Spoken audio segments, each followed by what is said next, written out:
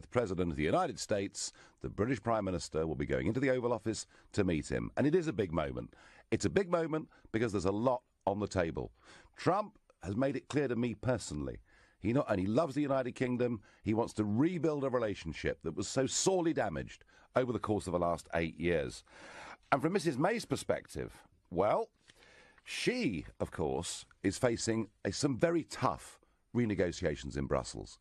Mr. Juncker and his mates are saying we'll make life as tough as possible. We want Britain to become the exception. You know, you cannot have other countries following Britain, therefore we won't offer a deal. And one of the things that would massively strengthen Britain's hand, and particularly in terms of showing there's a bigger world out there than Europe, would be a trade deal with the USA. So Trump says he wants to put America first. May says she wants to put British interest first. But perhaps a trade deal between two countries that won't undercut each other, perhaps that offers potential advantages for both. The question, though, is, if I think about Mrs. May and I think about Donald J. Trump, I can't actually think of two people who are frankly more different. Different styles, different approaches to politics. And I've been wondering myself about the chemistry of all of this. And I wonder what you think tonight. What approach should Theresa May take when she goes into that Oval Office tomorrow? Should she apologise for all the previous comments Conservatives have made about Trump? Should she go and lecture him, as some have suggested, on women's issues, or Trump's comments about torture yesterday? Should she be tough when she goes in there and make sure that even though we're a smaller country than the USA, these deals will be that of an equal partnership? Just what approach should she take? And I want your comments, your opinions, your thoughts. To get involved, call me on 0345 6060 973. Text me on 84850. You can tweet me on @LBC. Don't forget the hashtag Farage on LBC. And you can watch the show live. Go to LBC's Facebook page now. Now, I have got somebody coming on the phone called Professor Ted Malloch. Ted has in the past, amongst many other things, been an ambassador at the United Nations. He is tipped, he is the bookie's favourite, to be the Trump appointment to Brussels as America's ambassador to the European Union. But more importantly, Ted knows Trump, knows Trump's team, I would think in many ways far better than I do. And I just wonder, Ted, good evening, Ted. Thank you very much for joining us this evening. How are you, Nigel? Yes. I'm extremely well. Ted, I am curious, because I'm thinking about Mrs. May, who is a very home counties, very respectable, very reserved kind of person. And then I'm thinking about Donald J. Trump, who is kind of out there, isn't he, in terms of what he says and the way that he behaves. Ted, how do you see the chemistry in that office tomorrow? Well, I think I agree with you. You couldn't find two more different human beings on the planet, except that they both speak the English language. They both love the Anglosphere, and I think they see the common interest that they can have together. So they are not like the Iron Lady and the Gipper, and we shouldn't have that expectation. But I do think that their common cause together, if she's positive, and I suggested to her team that she be positive, that they could actually hit it off and learn to dance together. Yeah, I mean, one of the sort of thoughts that people have had, and I was there at the inauguration as you were, and I listened to the last part of Trump's speech, and he kept saying America first. And there are some critics here, Ted, who are saying, well, how can May get a good trade deal? How can she build a good relationship if Trump is intent on putting America first? Well, I think that America has its national interest, Britain has its national interest, and they can be mutual. I mean, there can be reciprocity and then there can be benefit to both. But any trade deal is going to have to be hammered out, and there are obviously going to be compromises on both sides. But I think what's fortunate in this case, and with this timing, at this point when, you know, Brexit has occurred, as you better than anyone else knows, Britain needs a big partner in the world, and Donald Trump has stepped up to be that partner. So you think this trade deal can be done easy peasy? Well, easy peasy. I think it can be done in 90 days. I've said that. If you get the right people in the right place with the right instructions, and you actually from the top tell them this has to be hammered out, it can be done. And then when Britain is ready to leave, which is, of course, 2 years from now, the next day you can announce we have a trade deal with the United States of America. But is that going to be good enough for Trump? I mean, we've seen already this week, Ted, that Trump moves quickly. He gets things done. And I mean, you know, the very idea... Gotta go. You know, you got to go. Ted, thank you for your insight. That's marvellous. So, ladies and gentlemen, Ted Malloch says that you can put your own national interests first and come to a deal that actually mutually suits both. And that's great. I actually think he's probably right. But what approach should May take? Malloch has advised the British government she should be positive. There are many others who think she should go there with a different agenda tomorrow. Many who think that actually Trump needs to be given a serious ticking off for one or two of the things that he said. And I wonder what you think. I wonder what James in Berwick-on-Tweed in Northumberland thinks. James, good evening. Good evening, Nigel. Yeah, right. Well, I think from a diplomatic point of view, I think one thing that Theresa May could go into the meeting with is an intention to express sympathy, if that's the word, because Donald Trump is very clearly very much preoccupied with the fact that he's won the presidency, but he lost the popular vote by a very significant margin. Now, I'm not talking about what's right or wrong about that, but obviously it's something that plays on his mind, and you can imagine why. Really, he's won the presidency. He's the most important man in the world. However, there is this question mark about the popular vote. And that does matter to him. He is Mr. Popular. This is part of his personality, as you know better than I do. So I think expressing some sympathy with that, and the fact that actually she doesn't have a mandate that is even up to that standard. Sure. I mean, James, the point about the popular vote is that Trump did not visit California once in the whole campaign. He thought, to hell with it. I'm going to lose anyway. I won't get the Electoral College votes. What is the point? So Clinton beat him in California by 4 million votes. And he, of course, finished up 3 million votes behind us. So I think, you know, the reason that he was those votes behind is he frankly just blanked California. But I mean, do you think, James, she's going to be overawed by this guy? I don't think necessarily overawed, but I don't think she's going to be necessarily seeking to talk to him as an equal in the way that I think she needs to. This is my impression about Theresa May. I just happened to see a clip. Obviously, everybody saw the thing at the EU summit where, you know, that was unfortunate. That was unfortunate, really. I mean, she can't expect necessarily to have the sort of welcome that she would normally get as a PM from Britain after what's happened. But for instance, she blanked it seemed to me the Taoiseach of Ireland. When they had a photo opportunity, she just blanked him. I just wonder whether she is really able to accept that this is a meeting between two equals, because that's what it is. And so she needs self-confidence, James, doesn't she? She needs to step up to the plate, and you're quite right. She should not be worried if senior EU officials are unpleasant to her. I've had 17 years of it. I know all about it. I wonder what Will in Evesham thinks. Will, what should Theresa May be talking about? What approach should she take to this new president? Good evening, Nigel. Shouldn't she be talking about some values? I mean, the last time I checked, torture wasn't a very good in the UK. Surely, if this was a president of any other country who's just come out internationally endorsed torture, quite proud of the fact, doesn't that ask some serious questions about his values? I know values aren't important to you, but you know, they're quite important to a lot of people. Well, of course, we should remember that British governments in the past somewhat turned a blind eye, didn't they, to the rendition process? And it was George W. Bush who very openly used these techniques. I have to say, Will, this is an issue that I've thought about personally. I've never been convinced, actually, that torture would get you the results that you want.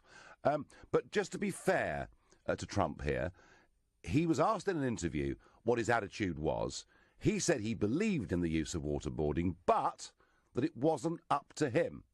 It was up to the CIA director, and it was up to the defence chief, and it will be up to those two men to decide whether they wanted to push Congress into having another vote. So I don't actually think that May necessarily needs to lecture him on this.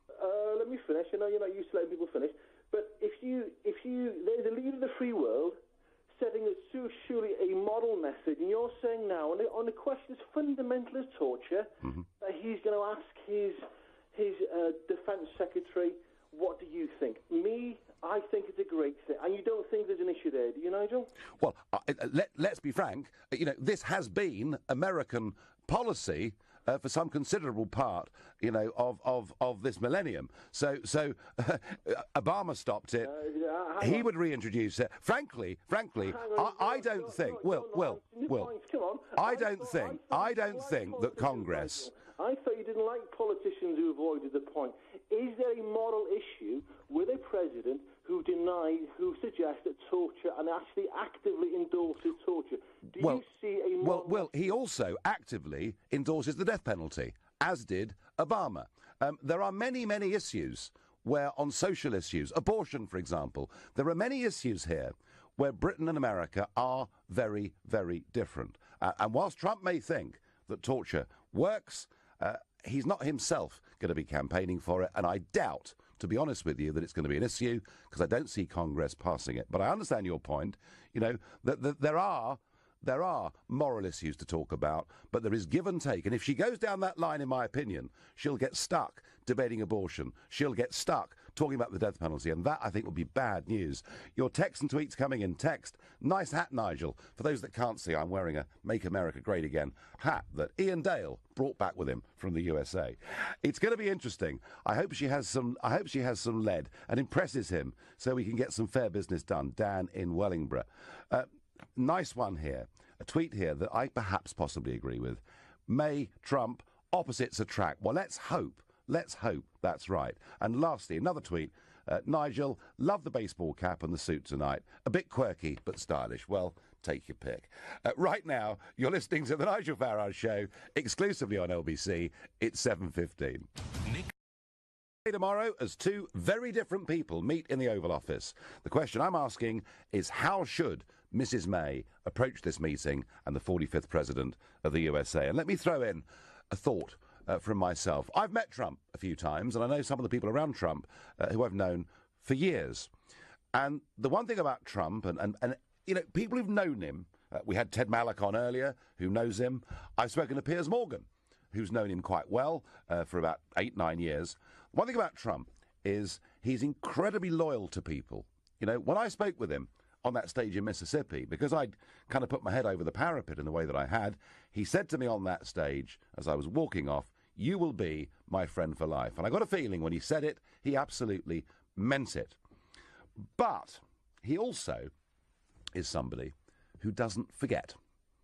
He does not forget if people cross him or say unpleasant things about him. And I can certainly vouch for the fact that some of his team feel the same way. Now, traditionally, there's been an amazingly close relationship between the British Conservative Party and the American Republicans. But just have a think about this.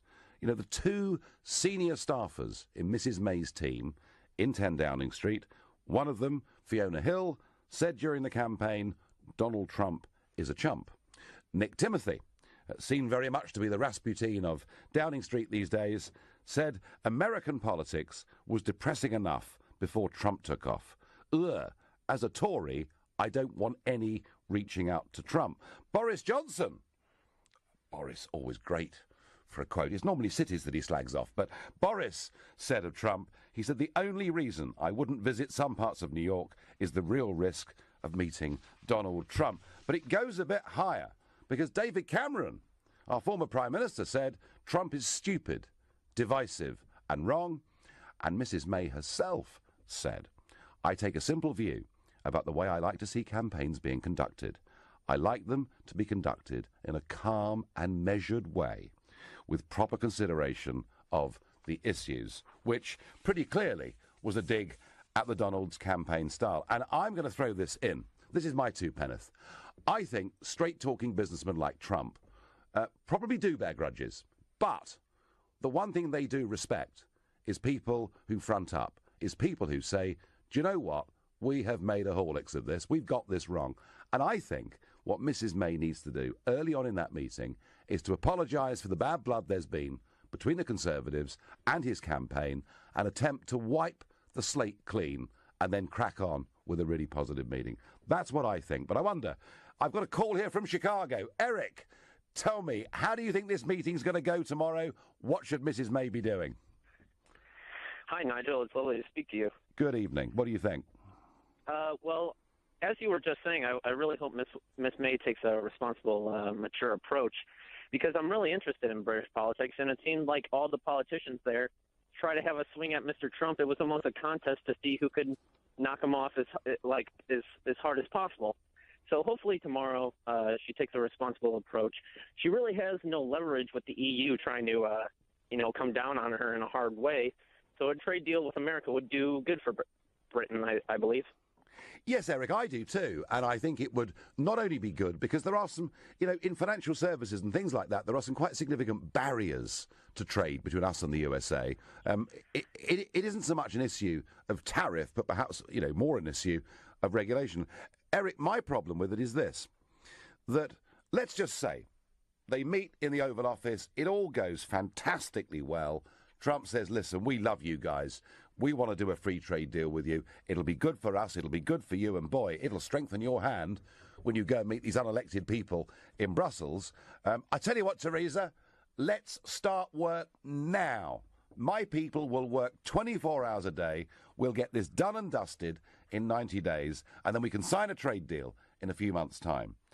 And Theresa May then says, well, that's very sweet of you, Donald.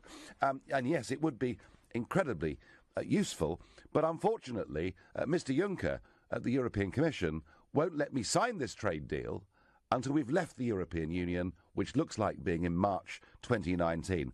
Eric, my view is Trump is unlikely to have much sympathy with that.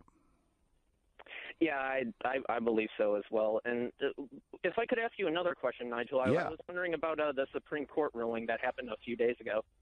Yeah. And I just thought this would be more of a positive for you, more so than a negative, because your show a couple of days ago seemed a little down on it. But don't you think this is a great way to legitimize Brexit?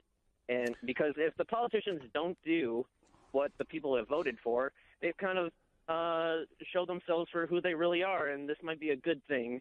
Yeah, there is an argument. I mean, Eric, there are some arguing. No, actually, it's a good thing, because Parliament will vote on this, and Parliament will pass that, and that will end the argument. Yeah, I get that, Eric. However, for me, the real issue, and why I was pretty angry a couple of nights ago, is that government leaflet, the official leaflet that went to every home in Britain, could not have been clearer. This is your referendum. This is your choice. We will do whatever you ask us. And that's why I was upset. Eric, I'll be frank with you, I'm not too worried about this. Whilst there will be rebels within the Labour Party, Article 50 will go through. And I, at the moment, doubt that any serious amendments will go through. And I repeat the point. If they do, if Parliament does, water down this Brexit or delay this Brexit, we will have a political revolution, the likes of which this country has not seen in years. Eric from Chicago, thank you very much indeed for your call. Facebook messages. Rhoda Baker says, I'm sure Nigel Farage prefers Britain to be America's 51st state instead of staying in the EU. No, Rhoda. I want us to be an independent, sovereign, democratic nation. I want us to strike out, have friendships right across the world. The choice is not Brussels or Washington. It's us running our own country here. Tracy Howitt says, May should do everything that she can to build a good and lasting relationship with the President. He is prepared to do everything to help Britain whilst helping the EU go down the tube. Well, I think that's probably right. I think Trump is a mega Eurosceptic. And if Ted Malloch, who we had on the programme earlier, becomes America's ambassador in Brussels, it will be a 180-degree change in terms of policy from everything the Americans have said since the early 1960s. It is going to be quite lively in Brussels if Ted gets that job. I wonder what Danny in Bethnal Greens thinks. Danny, what should the Prime Minister be doing tomorrow? Good afternoon. Hello. I just wanted to say, I was only 9 years old. I love Nigel Farage so much. I had all the ribbons and manifestos. Every night I prayed to Farage before bed. Britain is love, I'd say. Britain is life. Jean-Claude Juncker hears me. Right, I think we've lost Danny. That wasn't making a lot of sense. Right, let's move on. Let's go to Nick in Dartford. Nick, what should our Prime Minister be trying to do in that Oval Office tomorrow? What approach should she take? Hello there, Nigel. Hello. How are you? All right? I'm well. Good. I think first and foremost, she's got to very professional and not try to be his mother. In other words, don't, bring up the green policy, the feminine policy, all this, that, and the other. Just talk business. Good, straight, because he's a businessman, streetwise, and everything else. Yeah. Right. So hard-headed, down to business, snappy. Exactly. Yeah. And Once they've pleasantries, have all that. Nothing, nasty. Apologise for our silly, immature. I don't like calling them politicians. They're MPs, a member of a party. Yeah. I don't think they're big enough to be politicians. No, seriously, they haven't earned it. But you think that it's got to be a business-like approach, and she sits there knowing that she's every bit his equal, yeah? Because if she gets these trust, she's got lots of enemies over here in our country. By Christ, we all have, haven't we? Well, I can vouch for that, Nick. Absolutely, mate. Yeah. I know. And me, I've been voting since the 60s. So, how can I say? I've always voted for either Labour or the Tories. Yeah. Never the Liberals, never had any belief in them. I've been proven right here. Muddled any day off. And how can I put it? None of them ever come round from my country, yeah? Well, Theresa May's got her chance to do something big, hasn't she? Something big on the world stage, something big for this country's economy, something big for our renegotiation with Brussels. And maybe, Nick, maybe she'll restore your faith in politicians. Let's see. It's a big day tomorrow. A few of your texts and tweets coming in. Nigel, Mrs. May should be only focused on two things: a trade deal with the US and building a personal rapport and relationship with Trump. Anything else would dilute the visit and would be a missed opportunity, says Rakesh. And Stephen from Hazelmere says, I feel Mrs. May ought to move with expedience. As Donald Trump talks and then gets the job done, it can repair a poor economy. It could be the model to rebuild the broken British Empire. Well, that's very optimistic, Stephen. I don't think that America is coming back into the British Empire, however successful Theresa May is tomorrow. But I do think it's a great opportunity, and I do agree with all the callers who say that once or twice on the international stage, since she's been the Prime Minister, she's looked a little overawed. She looked genuinely shocked, when she was snubbed in Brussels, and she's got to walk through that room absolutely chin up and say, we may be smaller than America, but we can be equal to America. We can do something really special here for the whole of the free world. There's a lot at stake. Actually, I have to say, even though they're very different people, I am optimistic that the meeting will go well. I just worry what happens when she says to him, but we can't sign this piece of paper for 2 years. You're listening to The Nigel Farage Show, exclusively here on LBC. It's 7:30 and time for the news with Rupert Bartier. Washington. She'll be in the Oval Office tomorrow, meeting the 45th President of the United States of America, and the question I'm asking is, what approach should she take? And a text here that I rather like. Nigel, you should be there, helping get the best deal for Britain. Tom in Basingstoke. Tom, there was a bookmaker this morning offering a price that I would actually be in the room when she walked in. You can't imagine how much of a nightmare that would be. I have offered to help, Tom, but they don't want me. I'm not good enough. But that's okay, because LBC did. So here I am, and I'm very happy, and I'm enjoying myself. And I'm asking this question: what approach should the Prime Minister take when she walks into that Oval Office tomorrow? I wonder what Robert in Dulwich thinks. Hi, good evening, Nigel. Good evening. I love the idea of you popping out from behind Winston Churchill's bust. Surprise! Well, one thing, Robert, I will say, the one thing I am just a little bit proud of, and I've no doubt I'll be shot down for saying this, but when I met Trump 4 days after the election in his apartment in Trump Tower, I did rather cheekily say at the end of the meeting, please, Donald, could you put the bust of Winston Churchill back in the Oval Office, because that would be a great symbol that our two countries are going to come back together again. And can you believe it? The bus went back on day number 1, which I think, Robert, shows that Trump has got very good intentions towards this country. But what should Theresa do, Robert? That's the real question. Okay, so she goes into that meeting with Trump, and the fact is that her parliament, or the parliament that she is a member of, actually set aside time to debate whether they should ban Donald Trump coming to this country in the run-up to the US election. They did. The backdrop is of members of her own cabinet publicly attacking the man in the run-up to a general election and saying very nasty things about him. I think she should go in and simply apologise. And in the same way that Lily Allen went to Calais, and do you remember she apologised on behalf of the British people to the refugees there? You've been travelling a lot, maybe you missed that. Yes, I do. I'm sorry. Any thought that the Prime Minister should behave like Lily Allen, Robert, upsets me terribly, and I don't think would necessarily endear Mr. Trump. But, I mean, you know, what I was saying earlier, and you're on the same lines, is what she needs to do quickly is wipe the slate clean. Get all this nonsense out of the way. And you're quite right. I talked about some of the personal things that have been said, but there was a petition to try and get him banned from coming to the UK. And, you know, the Mayor of London, Sadiq Khan, wasn't very keen on the idea that Mr. Trump should come to this country either. But it's a question, Robert, of how you apologise, isn't it? And you know, if you walk in sort of shamefacedly, that's not the way to do it, is it? It's to front him up and say, OK, there's been some bad stuff said. I'm sorry about it. Can we just wipe the slate clean, Donald, and move on?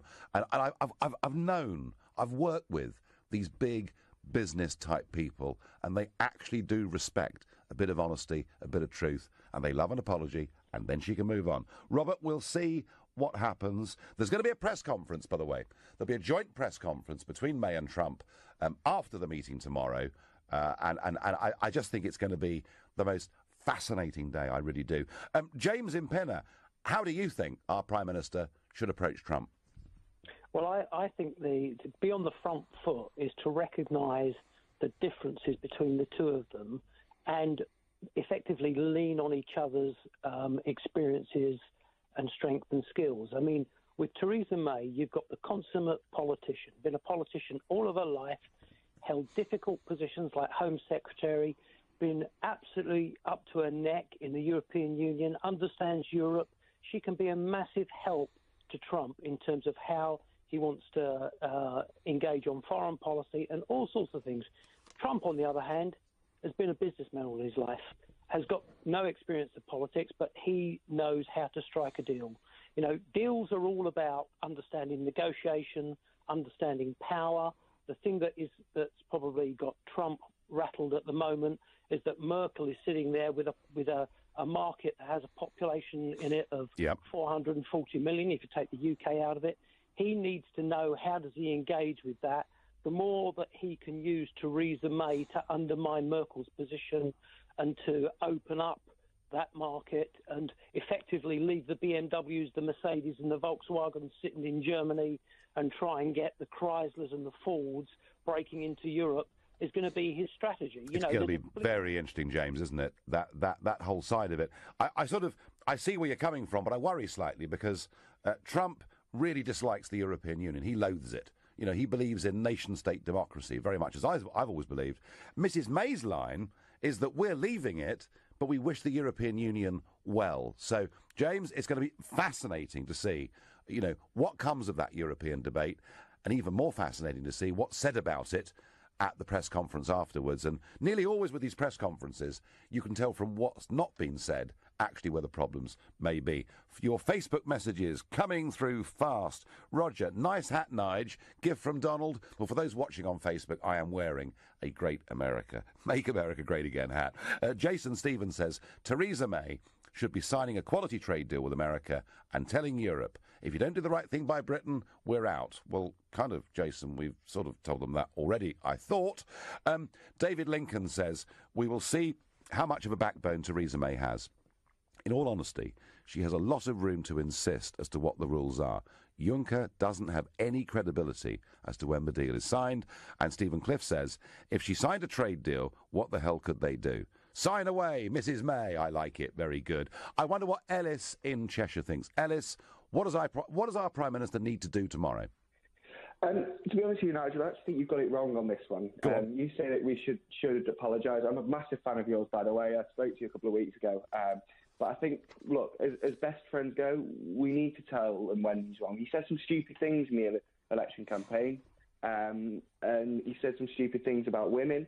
And I actually quite like Trump. I think he's fresh. I think he's going to actually bring a really good mix to the Europe, to the world's democracy, and and he wants to do a trade deal with the UK.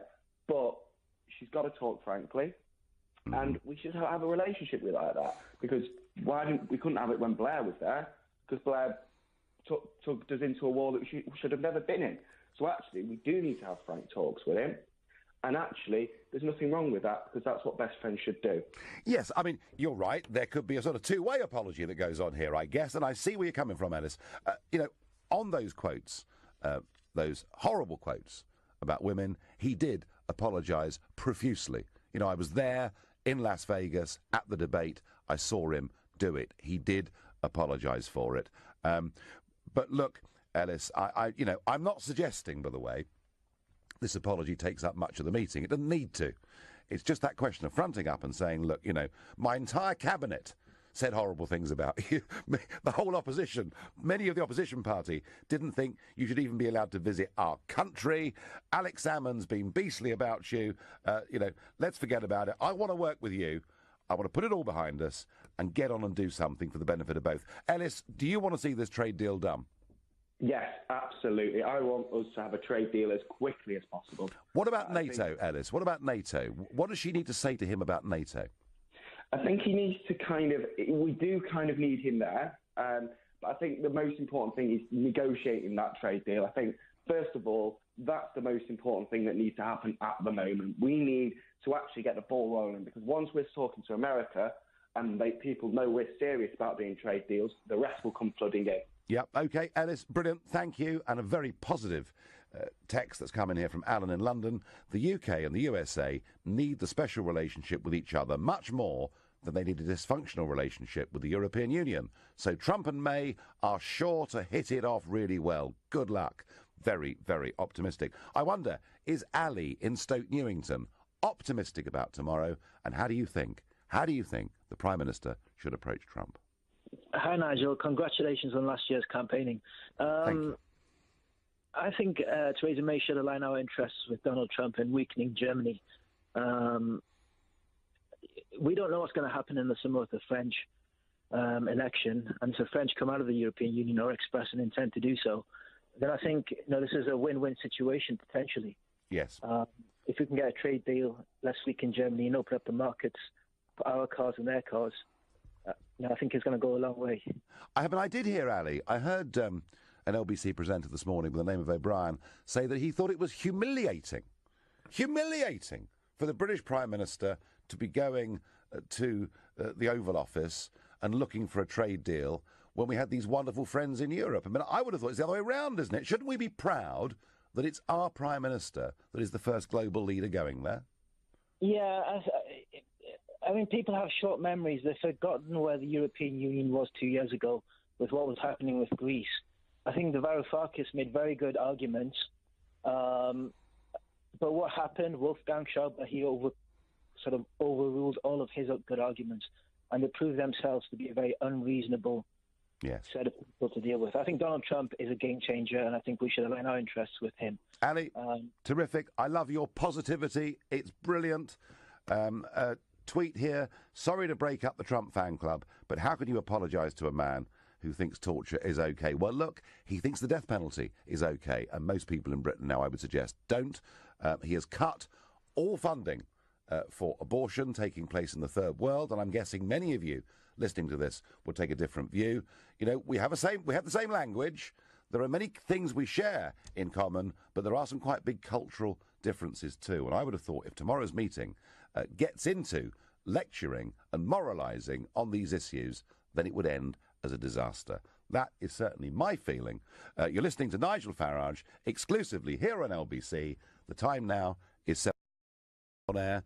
Donald Trump was speaking, and he said the British are coming and they want to talk trade. And I will, in my final thought at the top of the hour, give just a few thoughts on my worries about that. Mike Day's worried on Facebook. He says a US trade deal will sell the NHS to US corporations. Mike, you're quite right. There'll be tough chapters to negotiate on the health service, but equally on food safety. Yeah, these things aren't easy. There are lots of difficult negotiations, but if you get them right and remove barriers to trade, there's a lot you can do. Sean Morris is sceptical.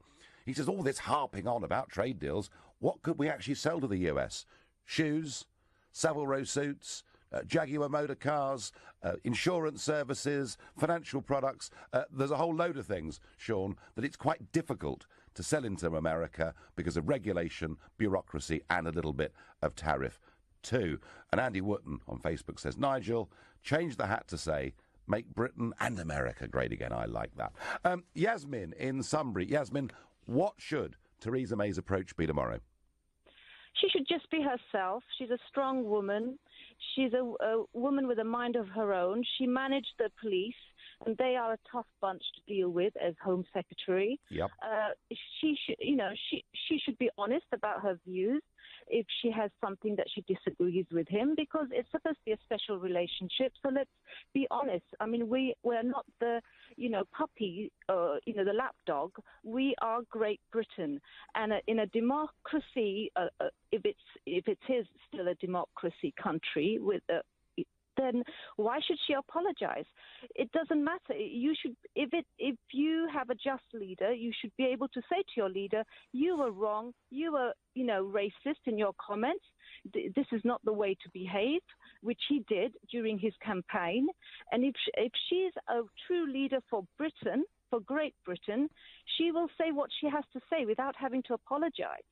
And if he is a true leader, he won't hold personal grudges himself, because that's not, that's his own personal thing. He has to look out for the country and negotiate with his special relationship with Britain, as we always have. Do you think, Yasmin, that meeting is going to end well tomorrow? It will, because she is a very strong woman, as I said. She's a very sensible woman, and I admire her. And I think she will be able to manage it. And, I think that he will secretly admire her himself, because Donald is one of those men. He likes pretty women, but a strong woman is someone he looks up to, and I think it will go well. Well, he's certainly got some form in that department. You're right, Yasmin, very optimistic indeed. Peter in Rains Park, what do you think? I mean, there are some people, Peter, I'm told, who think she shouldn't even be going at all. What do you think her approach should be tomorrow? I think she should be going in with her nose closed and her fist clenched. Right. And what she should be doing, she'd be standing up to the bullies. If you don't stand up to the bullies, the war will be run by bullies. And what you need to understand, Nigel, is that Britain is the best country in the world, and we are the bastion of democracy, not the United States. And we cannot be apologizing to the misogynists, to the racists, to the liars. And we can't, in any relationship, the fundamental principle is to have trust. And how can you build trust with a pathological liar? So what would you tell me? So Peter, what would you do? So Peter, what would you do? I mean, would you not go? Would you go? Nigel, a lot of people throughout generations gave their lives for us to enjoy the life we have now. And these freedoms, we cannot sacrifice them because we're desperate for a deal. Because if you betray your principles, there is no point in living, Nigel. Well, Peter, I don't know whether you've been to Omaha Beach or any of those American cemeteries across in France, but the Americans paid a pretty heavy price too for this, didn't they? Well, they didn't pay the price to have someone in the office now, so-called leader of free world, who is a bully, who just said today, if Mexico doesn't respect the United States, we don't like that. Well, apparently, who's bullying who? He's trying to build a wall Mexicans didn't ask for, and he's telling them they're not respecting the United States. Peter, I will grant you one thing. He is trying to bully American corporations to make product in that country. And yesterday he announced 2 big gas pipelines. There's been a hell of a row over this for years. He announced 2 big gas pipelines. And when he asked one of the officials, oh, by the way, where's the steel coming from? They were told it was all coming from overseas. And he basically has said, right, scrap that. We're going to build it in America. He will bully big corporations, Peter, but I think, won't he, Peter, stand up for ordinary people against big business and against Washington? Surely he's going to do that. Nigel, have you been to one of his hotels? I have, yes. Have you checked where his towels and everything else is made? Yes, I have. I'll tell you a secret. They're made in China. Yeah.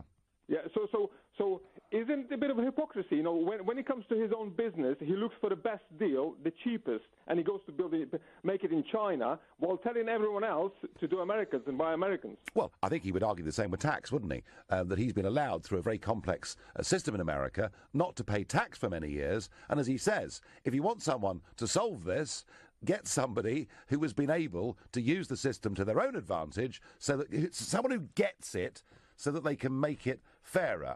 No, I have been, Peter, to the new Trump hotel in Washington is in the old post office, and it's a fantastic place to go. It's fun, it's buzzy, and I'm supposed to be going there in a few weeks' time, but I didn't check where the towels were made last time, and I promise, Peter, I will report back. Please ring me again in a few weeks, and I'll report back. And thank you. David in High Wycombe. David, what should she do tomorrow? Well, shouldn't she actually go in and ask why we would want a trade agreement with a country that doesn't want to trade with external countries? She could ask that, David, but if you think that, you've misread Trump, OK? No. Hang on a second. You just said a moment ago that all the steel that he's going to use needs to come from inside of America. He needs to encourage all the companies within America to make sure they develop in America. So what use is a trade agreement going to be for the UK with a company which is facing internally instead of externally? And why would we swap a trade agreement with one of the largest bodies in the world who want to trade with us for a country that is actively saying it doesn't want to trade with other countries? Well, the trade agreement we have with the European Union prevents us having trade agreements with the 4/5, in fact more than 4/5 of the world's economy that is outside the failing European Union. So the point, David, is we're freer, ourselves to do bigger things on a world stage. Trump has a beef with China. He has a beef with Chinese steel. He feels they've massively overproduced, they've dumped it on the world markets, and they've done it using government subsidy, frankly, to put people out of business very unfairly. What Trump will do is he will build genuine free trade deals with countries that he sees as equals. And one of the reasons Trump wants to do this tomorrow is because he wants to show the world he's not isolationist, but he is selective about who his friends should be. Do you buy that point from me? No, not at all, because realistically, we have trade in this country which is matched to Europe and matched to European environments, and it's matched to those cities. Now, if we were to think about the car industry in the US, it is not relevant to our car industry in the UK. We've got different regulations on our green policies, and the Americans like bigger cars, which aren't suitable for UK roads, and the UK likes small cars that aren't suitable for the US roads because of the vast differences between our countries. How will a trade agreement with a country which is vastly different to ours be suitable then instead of a trade agreement that we've got with a set of countries which match and are engaged with us? David, I've got a bit of news for you. The year before last, for the first time ever, despite being so Eurocentric in our thinking and convincing ourselves that it's only Europe that would buy our cars, and almost being told that it was Europe that was buying all our cars, we now sell, David, more cars to non-EU countries than we sell to EU countries, and that trend will continue to grow. One of the reasons I campaigned for Brexit is because I wanted this country to go global, and I see tomorrow as being a very, very important step down that road. I want Theresa May to go in there and to stand up and to be proud of who she is, not to feel intimidated in any way at all. Once or twice in Brussels, she seemed to be slightly overawed by the occasion. There's no need for that. I've suggested she tries to wipe the slate clean on what's been said in the past. I'm sure if she says that, he in turn will say to her, I went a bit over the top once or twice. I wanted to be positive, but I think we have a problem. And the problem I think we have is he says, OK, let's go, let's do it. And then what happens is she says, I'm sorry, but Mr. Juncker says we're not allowed to sign a trade deal until you've left the European Union in 2 years' time. She's going to have to start getting a bit tougher, isn't she? Trump won't respect that. Come on, Mrs. May, ignore the EU, get on with it. What could they do? Throw us out? Come on, make Britain great again. You've been listening to Nigel Farage here on LBC. I'm back on Monday at 7. Coming up at 10, it's